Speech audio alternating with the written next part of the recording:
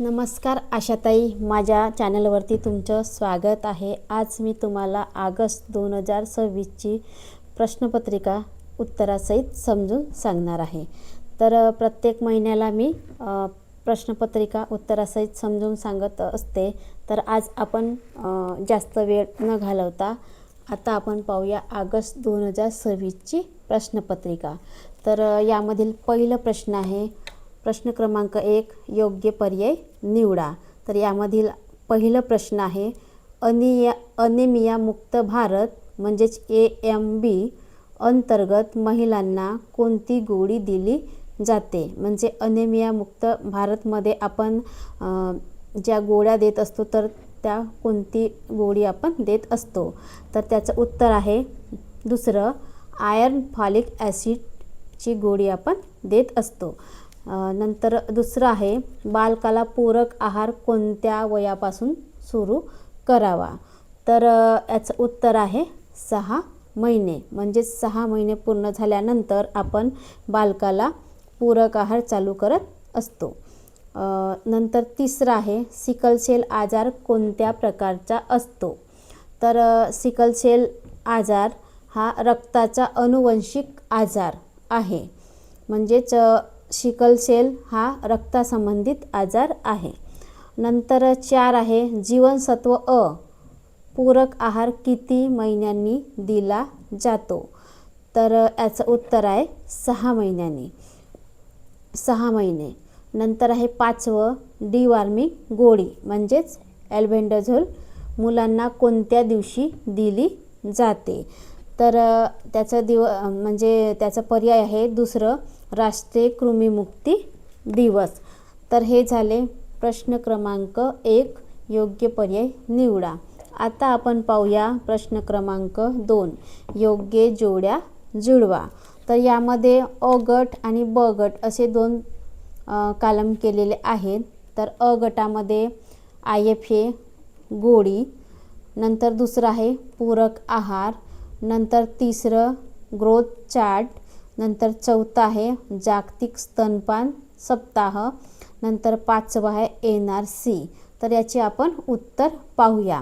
तर IFA गोळी, तर याचं उत्तर आहे पर्याय क्रमांक 2, रक्त वाढविते। नंतर आहे पूरक आहार, तर याचं उत्तर आहे पर्याय क्रमांक 1, 6 महिने। नंतर आहे ग्रोथ चार्ट, तर याचं उत्तर आहे पर्याय क्रमांक 5, पोषण स्थिती। नंतर 4 आहे जागतिक स्तनपान सप्ताह, तर याचं पर्याय आहे 3, 1 ते 7 ऑगस्ट। नंतर आहे 5वं NRC, तर याचं उत्तर आहे पर्याय क्रमांक 4, गंभीर कुपोषण। यानंतर आपण पाहूया प्रश्न क्रमांक 3, चूक की बरोबर ते लिहा। तर यामध्ये प्रश्न दिलेले आहेत 5। तर आपण प्रश्न क्रमांक पहिलं पाहूया। पहिलं आहे बाळाला 6 महिन्यापर्यंत पाणी द्यावे। तर हे पर्याय चुकीचं आहे।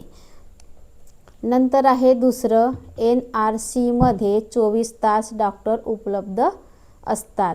तर याचं उत्तर पण चूक आहे। म्हणजेच NRC मध्ये 24 तास डॉक्टर उपलब्ध राहत नाही। नंतर आहे तिसरं, सिकल सेल हा संसर्गजन्य आजार आहे। तर याचं उत्तर आहे चूक, सिकल सेल हा संसर्गजन्य आजार नसून तो रक्तासंबंधी अनुवंशिक आजार आहे। नंतर आहे 4, जीवनसत्व अ मुलांना अंधत्वापासून वाचविते। तर याचं उत्तर आहे बरोबर। नंतर आहे 5, KMC फक्त हॉस्पिटलमध्ये करता येते।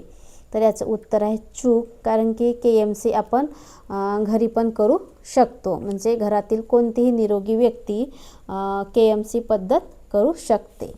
यानंतर आपण पाहूया प्रश्न क्रमांक 4, एका वाक्यात उत्तरे लिहा। तर याचं पहिलं आहे AMB कार्यक्रमाचा उद्देश काय आहे।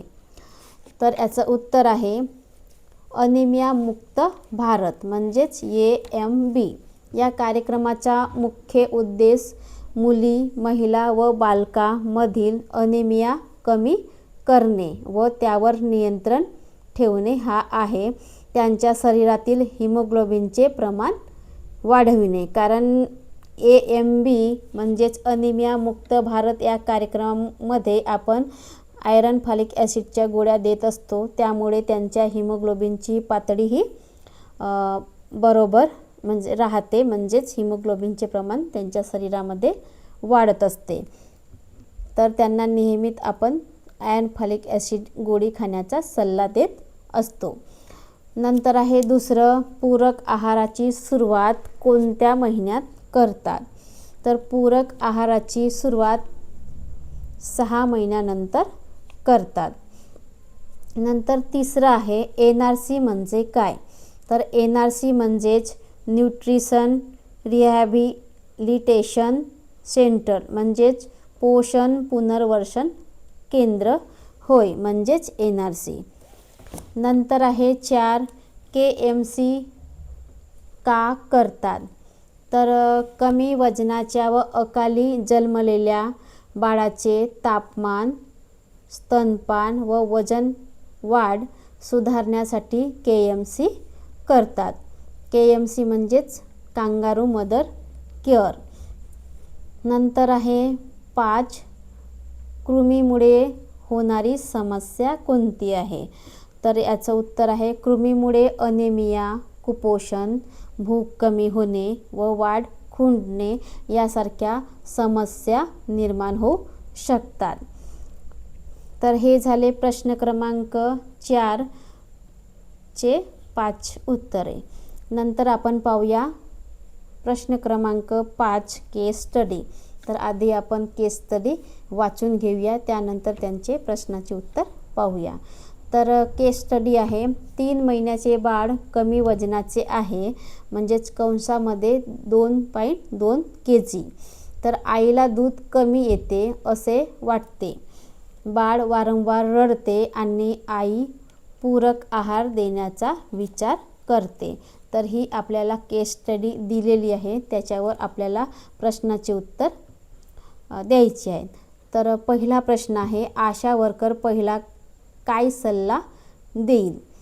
तर आईने बाळाला वारंवार व योग्य पद्धतीने स्तनपान द्यावे आणि बाळाला 6 महिने पूर्ण होईपर्यंत केवळ आईचेच दूध द्यावे. तसेच बाळाचे वजन कमी असल्यामुळे मातेने किंवा कुटुंबातील कोणत्याही निरोगी व्यक्तीने कांगारू मदर केअर म्हणजेच KMC या पद्धतीचा उपयोग करावा. तर अशा प्रकारे आपल्याला सल्ला द्यायचा आहे.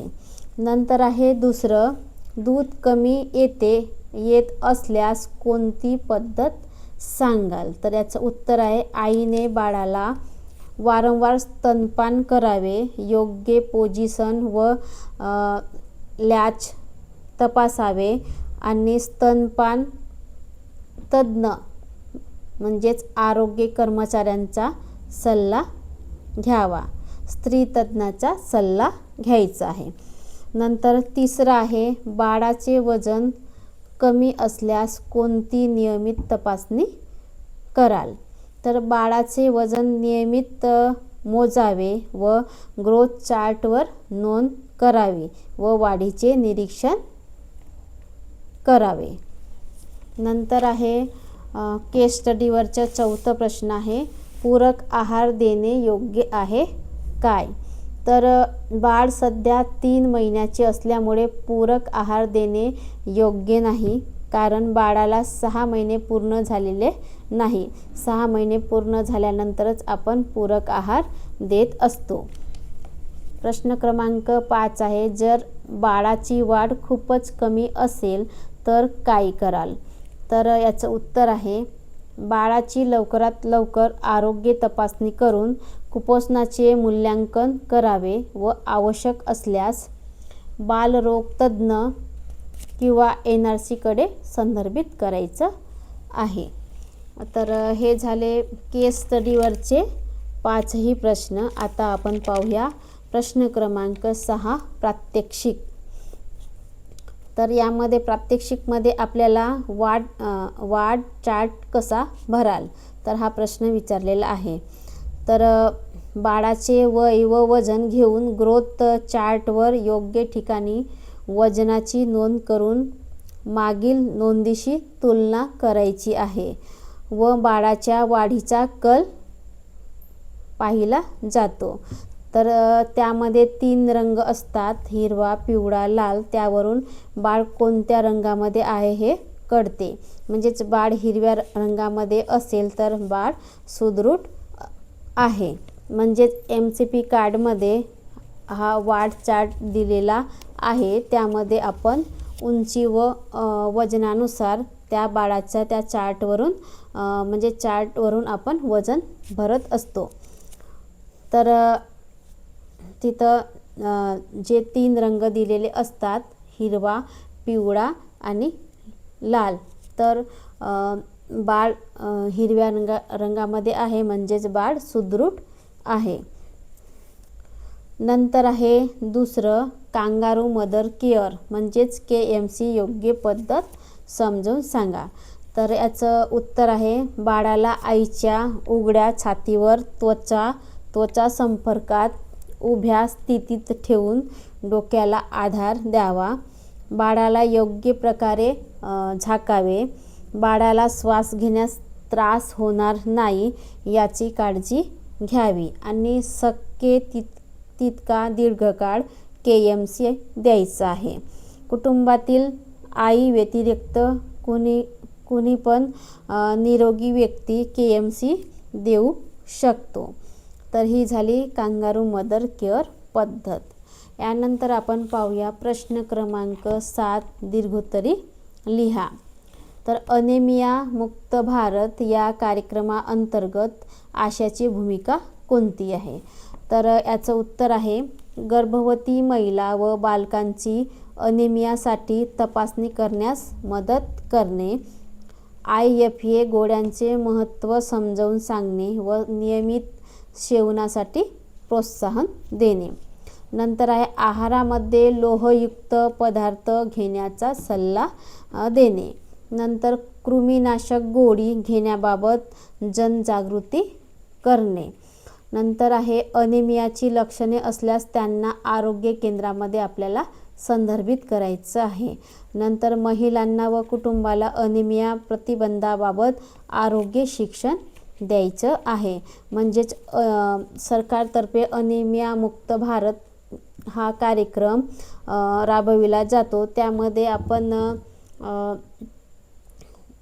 ज्या किशोरवयीन मुली आहेत, महिला आहेत, तसेच बालके आहेत, यांचे हिमोग्लोबिनचे प्रमाण कमी होऊ नये यासाठी अनेमिया मुक्त भारत ही मोहीम राबविली जाते. त्यामध्ये आपण त्यांना आयर्न फॉलिक ॲसिडच्या गोळ्या देत असतो. त्यामुळे त्यांच्या रक्ताची जी पातळी आहे ती व्यवस्थित राहते व हिमोग्लोबिनचे प्रमाण कमी होत नाही. त्यामुळे ते कुपोषित होत नाही.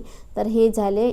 तर त्यांना आपल्याला प्रोत्साहन करायचं आहे की ही गोळी नियमित त्यांना खायची आहे. त्यामुळे त्यांना कुपोषण होणार नाही आणि समोर ज्या समस्या निर्माण होणार आहेत तर त्या समस्या निर्माण होणार नाही.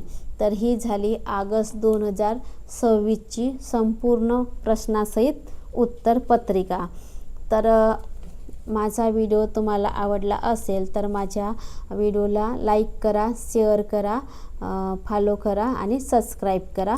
नमस्कार आशाताई. यानंतरचा व्हिडिओ आपण समोरच्या व्हिडिओमध्ये पाहूया.